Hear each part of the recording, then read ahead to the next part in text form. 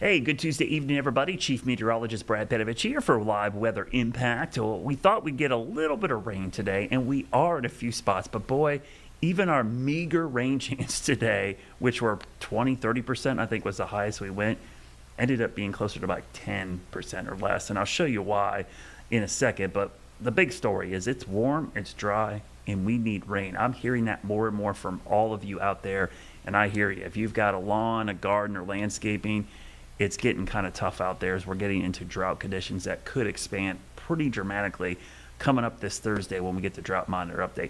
The bright side of this, it looks great out there. Here's a view from our cameras, our Mr. Sparky camera network. Notice our Monroe and Lake Norman camera, completely clear. Dallas, I'm going to show you that. That's actually a shower off to the northwest of us. And in Charlotte, we can see a few clouds out there. Excuse me. I will show you. There is actual rain out there. I actually get to use the radar today. There's a few little sprinkles. Look at that, moving through Gaston County. So a lucky few around Cramerton, Gastonia, Lake Wiley. Yeah, there's a little shower there. And also Cherryville down towards Kings Mountain, Bessemer City. Yeah, that's actually some rain. So we saw that from our Dallas camera. And again, this won't last long, and this certainly isn't going to help the lawn that much, but we'll take every drop we can get. Then around Hickory, yeah, there's a few sprinkles there. We saw this shower move through the Blowing Rock, Boone area earlier, did produce some rainfall, but that's about it. I mean, that's why we had a little bit of a rain chance today, but I said don't get too excited, and it's kind of turning out that way. In the mountains, that was our best chance all day, and even there, kind of didn't materialize into much. Now, where's there rain? This is an interesting system. This coastal low, which Tim and I talked about since last week, was pretty fascinating to watch. We were skeptical how far west it would make. It really didn't move west at all. It moved north. And it's affecting areas around Norfolk up into the Delmarva Peninsula. And it's soaking those areas, by the way. Absolute deluge. And James has got a video pulled up here. I think it's a live camera, James. This is a little bit earlier, but this is along the Virginia coast. Yeah, so that's right in the Norfolk area. That's WTKR up there. Look at those waves. They actually had some storm surge and tidal flooding in the Norfolk area, which it doesn't take much to flood up there. It's such a low-lying area. But that onshore flow, the wind, and the rain has caused some flooding up in that area. I actually saw quite a bit of beach erosion on the Outer Banks. And unfortunately, we had another unoccupied home fall into the Atlantic and the Outer Banks. So that's a trend that continues out there with the constant beach erosion. But yeah, that is it's not tropical. It was almost subtropical. This thing was close to getting a name. If it would have hung out over the water any longer, I think we would have had a name for this system because it was starting to wrap up right when it moved ashore. So you could see it spinning. Yeah, it was close. I mean, in the last couple frames there, the storms got close to the center. And so what's a subtropical system? Subtropical is like a hybrid. It's a little bit of a nor'easter and a tropical storm. The reason it's not truly tropical, the center is not a warm core, we call it, meaning when you go to the middle of a tropical system, it's warmer in the middle than it is in the outside areas. In regular low pressure systems, it's actually cooler in the middle than it is outside, and it had cold fronts and warm fronts attached to it. So we didn't see any of that kind of go away. Some views from the Outer Banks there. You can see there was some pretty good surge out there. That is actually, I think that's the mobile home building that shut down the bridge yesterday because the winds came in and it got pushed off its trailer. And when there's only one road and you get a crash or an overturned trailer, it shuts down everything. So pretty rough day in the Outer Banks. This is kind of more of a nor'easter setup. They're used to these kind of storms, believe it or not, but this was a pretty rough one even for them. Now, what's going to happen is that low pressure system is going to fill in, we call it. Basically, high pressure will fill it in and it'll become just a weak trough. It'll push out and then we'll start to dry out. So if you're looking for rain, hopefully you get a shower tonight, but keep the sprinklers going. Tonight, still comfortable. The one benefit of the dry air and the dry ground is the overnights are still comfortable. Even though the highs in the afternoon are getting warmer, the morning's 59, 60 degrees. We'll take that. Tomorrow looks like a carbon copy of today, maybe just a hair degree warmer. I'll show you futurecasts, and I don't buy a lot of this rain showing up here. Part of the reason the models struggle with this, they can try to produce rain and clouds, but when the atmosphere is so dry and stable, sometimes those don't actually make it to the ground, so we end up with little or nothing. As far as dew points, they're going to stay dry, so look for very comfortable mornings and evenings. The overnights will be nice, but this is the 10-day rainfall forecast. So if you're a gardener or you're a landscaper doing aeration and overseeding, this is not what you want to see. no rain at all. I had a lot of questions about aeration and overseeding. I'll be honest, I would just go ahead and do it now and just water, because you can't wait for the weather. The good news is it's been cool. The nights are cool enough that you can grow cool season grass. So this is the time of year people with fescue lawns overseed. Go ahead and do it. You need to do it now, because you got to get that stuff established before we get our into our frost-free season, which isn't too far away. So the longer you wait, the less your grass will grow and the roots won't establish themselves before getting into next spring.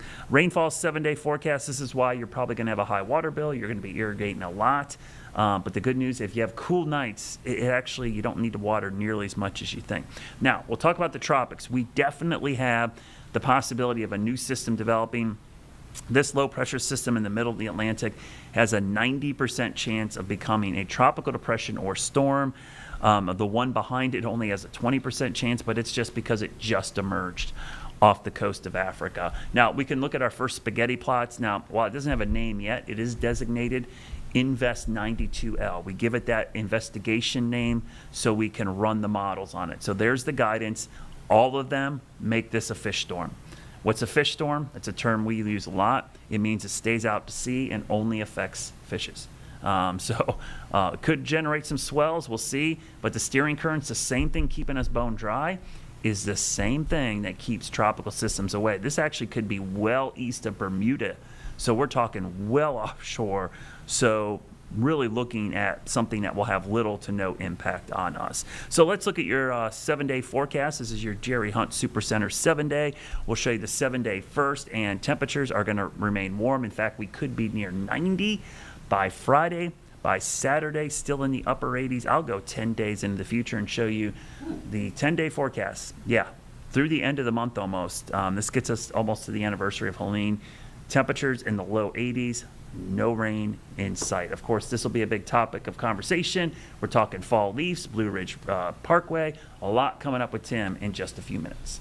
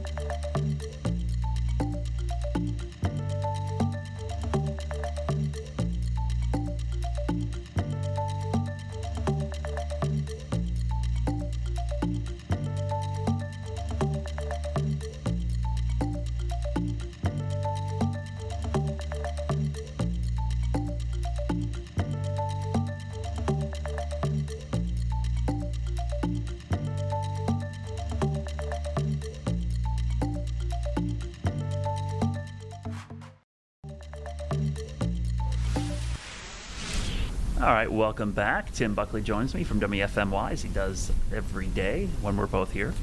I was not here yesterday, thanks to Becca. He's here a lot more than you are. Yeah, seems like we're like, that first week though, I didn't see Tim. We launched the show and it was like, Tim and I are going to do a show, and Tim was off the first week.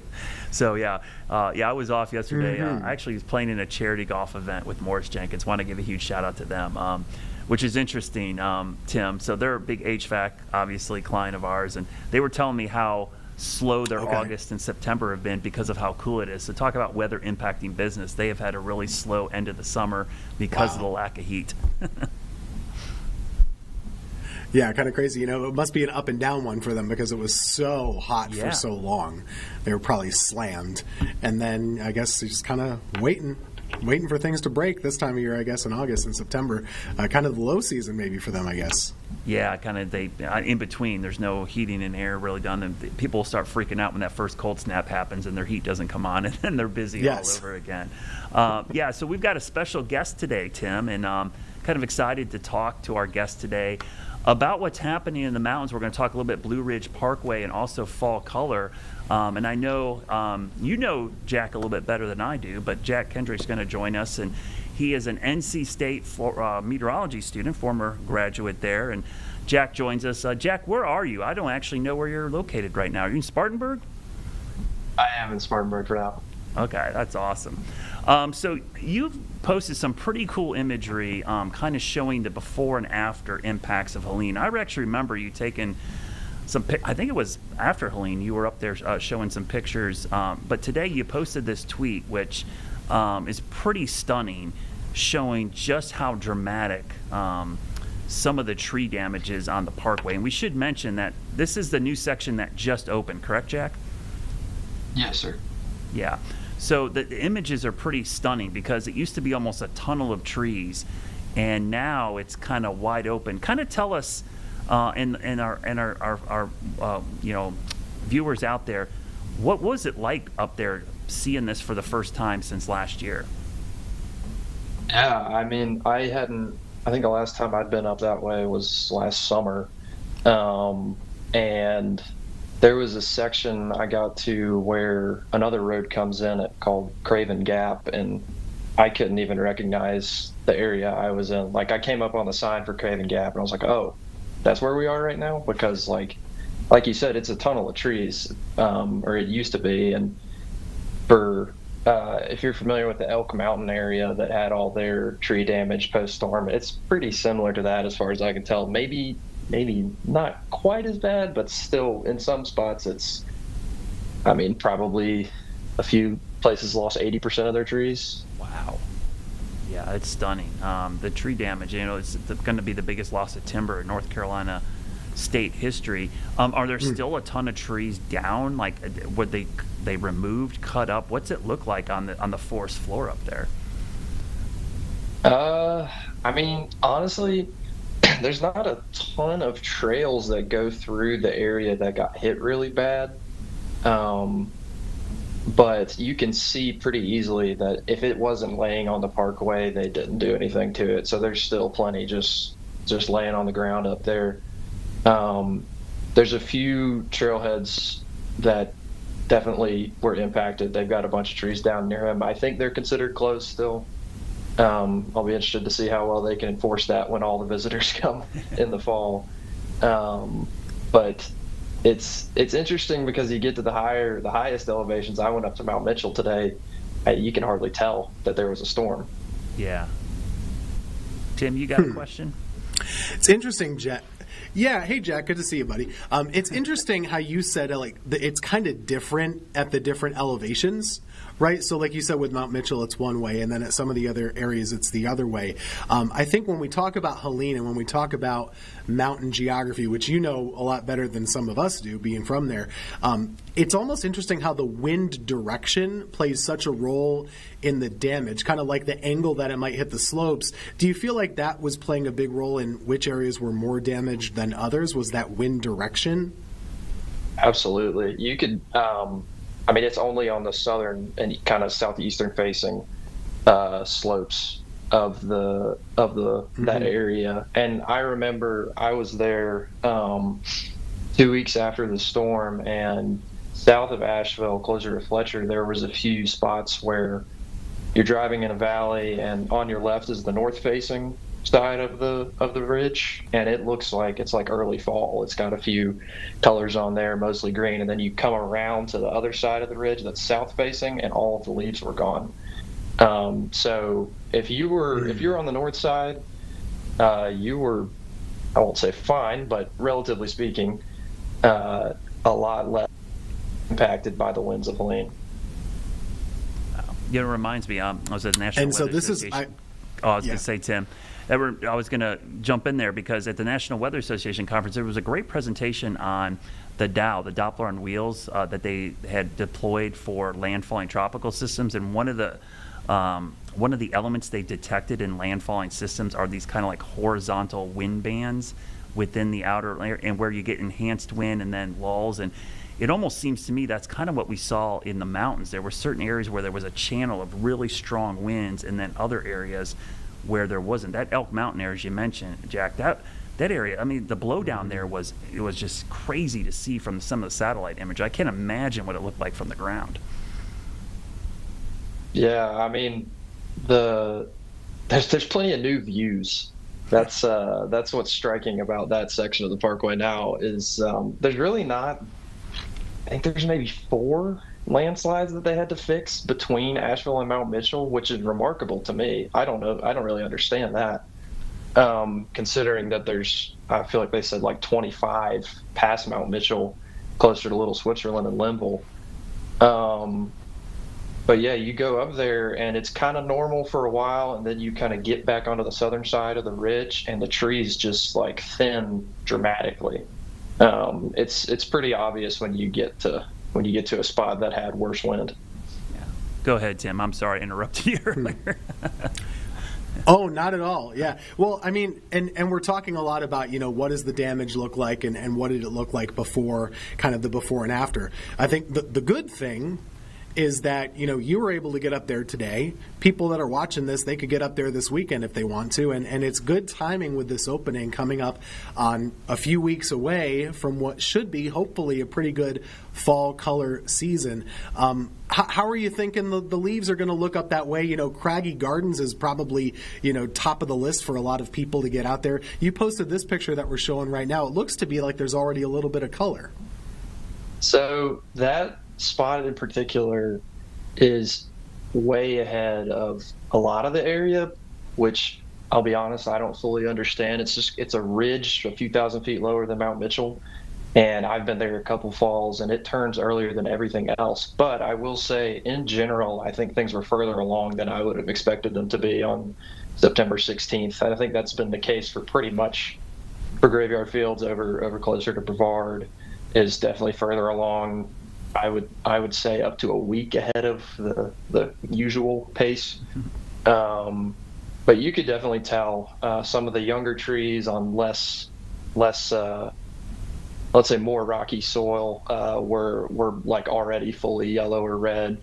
And you can see some of the bigger ones on the higher elevations were starting to get that twinge of yellow and orange. So you can certainly tell that it started up there. Jack, let me ask you this. I saw a report from the fall weather guy today saying same thing. He's saying he's seeing a lot of color much earlier than probably in the past decade, just because we've had such warm autumns the last couple of years too. But he also mentioned something I thought was interesting. He's noticed some drought stress on some of the trees. Did you notice any of that up there? Because it's been really dry for the last month or so. It has. I think you can tell that better with some of the low. When I say lower, I would say maybe between 2,000 and 4,000 feet. If you see stuff changing color in that range, that's most likely kind of a stress situation. There's, you can give them some credit. Some of them are down in these cold holes and they turn a little bit quicker. But you see a ridge top that's yellow and orange already with maybe the other surrounding ridges are green, and that's an indicator of there's a little bit of drought stress going on. But I haven't seen anything super concerning personally so far that we're going to have a super rusty, dry fall color season. But it's pretty early, and as I think we all know, there's not a whole lot of rain. It appears in the forecast for the next, I don't know, a week at least. But I tell you what, it did rain up there today. Yeah, that's why we don't have a picture from the top of Mount Mitchell, because you were all fogged in up there, right? It was a little soggy and pea soup. Yeah, I got up there and it was, I had some clearing for a little bit, but after maybe 20 minutes, it was 48 degrees, breezy and foggy. Yeah. Hey, Jack, what was the crowds like? Was there a lot of traffic? Were there already people up there kind of checking out some of these new areas that are just opened? So I got up there. When did I get to Mitchell? 10 something, and there were just a handful of other people. But I will say I was making my way home a little about when other people were really starting to show up. It definitely started to heat up a little more closer to lunchtime. There was a pretty good amount of cars going past me as I hung out at an overlook for a while. But I'll note that as of right now, it's one lane to Mount Mitchell, and I don't know how long it's going to last, but I sat at a one-way traffic light for 15 minutes today, and there was nobody but construction on there. So I don't know what their plan is. Maybe they're only 2 weeks away from getting it done, but keep that in mind. If you're going up to Mitchell, you probably have some delays. Okay. Yeah. That's a really good tip, actually, because I didn't know there was only one lane up Good there. to know. Yeah, there's nowhere to go, so you're kind of stuck there. Yeah, I was surprised by it today. It doesn't appear to be Helene related. I think it's some kind of just normal maintenance, but it's closed half the road. Well, great, Jack. We're almost out of time here. I hope you send us more pictures. You have any plans to head back up there in the coming weeks and get some images? Oh, I'll absolutely be back up there in the coming weeks. I appreciate it, because we always look forward to seeing some of your pictures. So thanks again for joining us. Maybe we'll have you back on when we get closer to peak color. Yep. Thanks for having me, y'all. Thanks, Jack. Appreciate it. Brad, you see this like angelic live view from our Dallas camera right now? Look at that. Look at that view. sunset. Whoa. That is unbelievable. Got to How'd pay you do extra that? for shots like that. Yeah, the color's amazing. Yeah, so Tim, I know you follow a lot of folks. I think we're kind of the same loves here of the fall color. I was actually surprised to see how many reports came in of some pretty good color coming in, and I had to look back. Yeah. It's been a while since we've had an early start to fall color. It seems like every year we're talking about how late it is, but I really think that cool weather we had in August and now early September is, especially in the higher elevations, and I will emphasize this, I think it's above 4,000 feet that we're really starting to see some of the first color. And I can't remember a mid-September kind of setup like this in a long time.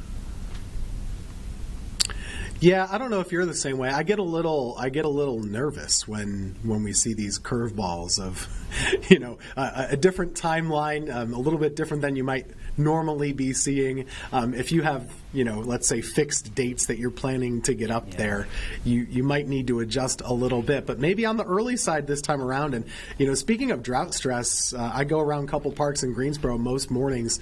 There's some leaves that are falling that are pretty green and kind of gray almost, like they're just crumpling up and falling down. So that is something that's going on, I think, already. Yeah, I feel like every day when I post the update fall color or average color, people say it's already changing here, and I'm like, well, I don't know if that's really changing. That might be drought stress. Right. Yeah, if you see it yellowing and crunchy like that, it's usually a drought stress. And also the sugar maples, which are very popular here in the Piedmont, those tend to always be the first ones to change. They change color sometime in September anyways, and it usually has nothing to do with the change of the seasons. But we've been talking about, the need for rainfall, Tim. We need some desperately, but on this date, it's a memorable time in North Carolina history when we had too much rain. And I remember this storm very well, Tim. I was not in North Carolina, but this was one of the storms I actually flew into with the hurricane hunters when I was in New Orleans. This is the anniversary of Hurricane Floyd. We've got some video showing right now. And I think people remember Floyd, Tim, but what is interesting is maybe people don't remember the storm that happened before Floyd. Dennis struck 2 weeks prior. Floyd hit 2 weeks later. And just like we've seen in some of these other big flood events in the western part of the state, this caused a massive flood event in the eastern part of the state. It really did. And with Helene, we called it a predecessor rain event.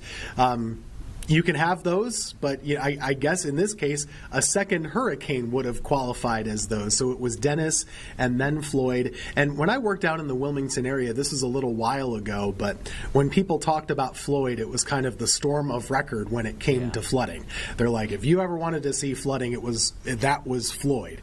Well, of course, years after, then we've had Matthew and then Florence. And so there have been other storms that have challenged.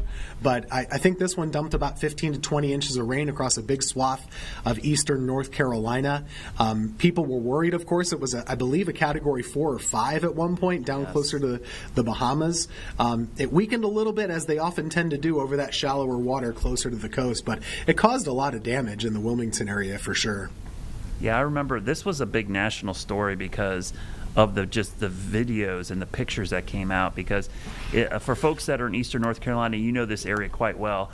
A lot of pig farms, and I remember it sounds super gross, but the number of floating livestock that were killed by the flooding. And pig lagoons are, that sounds gross, but they're lagoons of pig waste actually overflowed and contaminated a lot of this floodwater. So this was a toxic mix of agricultural waste, dead animals, and just a ton of water. It was a big national story because of the amount of damage it caused. 51 fatalities in the state of North Carolina. This was definitely, like you said, in many parts of eastern North Carolina, this is probably still the storm of record. Yeah, it was a horrible storm, and for all the reasons that you just mentioned. I-40 was closed for a big chunk of time, I remember reading about and hearing about from people down there. And also keep in mind, this is such an active period for Carolina hurricanes, that mid-90s to late 90s. Boy, you couldn't catch a break, we remember the big ones like Fran and Floyd, but like you said, you don't remember the smaller ones like Bertha or Dennis or other ones that were right there around the same couple of years. And we've seen other periods of activity that have been busy too, like in recent memory with Matthew and Florence and all these other ones. Yeah, so I plotted, just like you did, I made the Hurricane Floyd map, but I also plotted Dennis's track. And if you remember Dennis, it did a loop-to-loop off the coast and moved inland and stalled over the Raleigh area. So it was one of those slow-moving Florence, Matthew kind of setups. And so even though Floyd was moving, it was just the added water on top of all that rain that fell. Some of the rainfall from Dennis was 15 to 30 inches, and then we got an additional 15 to 20 inches with Floyd. So just one of those memorable storms that many folks in the Carolinas remember on this date back in 1999. So we're out of time. Join us tomorrow right back here at the same time.